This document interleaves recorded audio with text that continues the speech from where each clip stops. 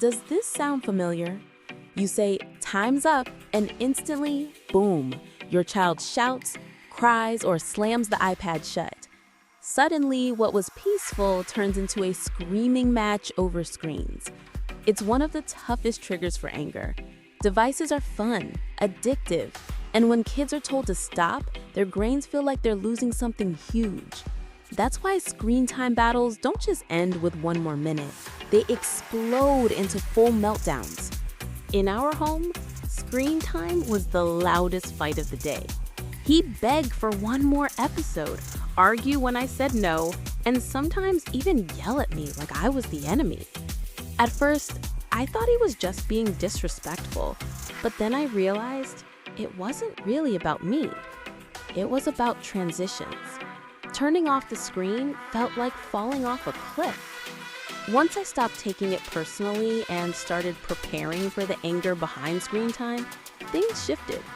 We used visual timers, warning signals, and coping resets, and the fights got shorter. The surprise?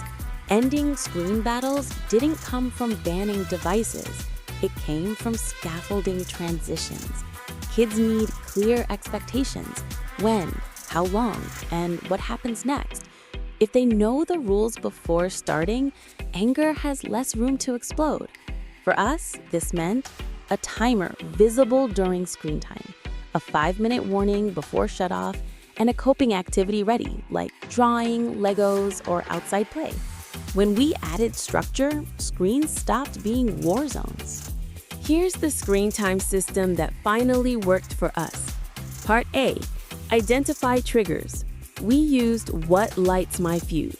For my child, the fuse was game ends too soon and no warning. Once we wrote them down, we could prepare. Part B, set clear rules. We used anger triggers to show screens were a major spark. So we created visual timers, 20 minutes with a ding at the end, and built in the 5-minute warning. Part C, build coping swaps. We used coping skills for kids and teens to plan replacements. After screens, do 5 deep breaths, start Legos, or step outside. This gave the brain a smoother landing. Troubleshooting lower thirds. Meltdown at timer? Use shorter bursts. Refuses to transition? Offer 2 choices for next activity. Still yelling? Use coping card first, then retry. With these steps, we ended the nightly battles and built calmer routines. Within 2 weeks, screens weren't the enemy.